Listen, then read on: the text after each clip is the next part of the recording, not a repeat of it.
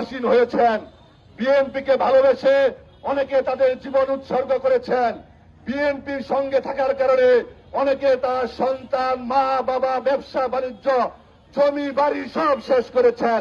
তারপরেও শহীদ রাষ্ট্রপতি জিয়া রহমানের আদর্শের সাথে থেকে উনি মৃত্যুবরণ করেছেন এবং তার মাঝে সব সময় জাতীয়তাবাদী আদর্শের যে বীজ ছিল সেটা রয়ে গেছে বলে আমরা মনে করি। সহযোদ্ধা বন্ধুরা আমার, 5ই আগস্ট পরবর্তী সময় আজকে থেকে প্রায় 1 মাস আগে এইখানে এসে দাঁড়িয়ে একটি কথা বলে গিয়েছিলাম। সেই কথা রোজ ধরে অনেক কথাই হয়েছে, অনেক কথা হয়েছে, অনেক গল্প হয়েছে, অনেক গুজব বের হয়েছে। আমি যে কথাটি আগেও বলেছি এখনো বলে যাচ্ছি, এই ফুলপুরের মাটিতে কোন সন্ত্রাসী, কোন দখলবাজ, কোন চাঁদাবাজ, কোন মাদক সেবী, কোন মাদক বিক্রেতা, কোন নারীকে উত্ত্যক্তকারী কোন লোক এই ফুলপুরের মাটিতে আস্থা থাকতে দেব না। কোন মাদক সেবীর শিকড় এই ফুলপুরের মাটিতে থাকবে না। কোন দখলবাজের শিকড় এই ফুলপুরের মাটিতে থাকবে না।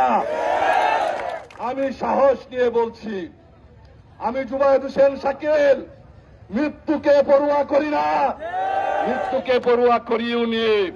আপনারা যারা যে কয়জন অল্প কিছুজন আমাকে চিনেন, আপনারা জানেন গত 15.5 বছর রাজপথে বুক চেপে আন্দোলন সংগ্রাম করেছি। উনি হাসিনা ফেসিবাদ, কোন স্বৈরাচারী সরকার, ফেসিবাদের প্রেতাত্মা, তৎকালীন পুলিশ বাহিনী, র্যাব বাহিনী, বিডিআর, বিজিবি কোনো কিছুই আমাকে সামাল দিতে পারেনি।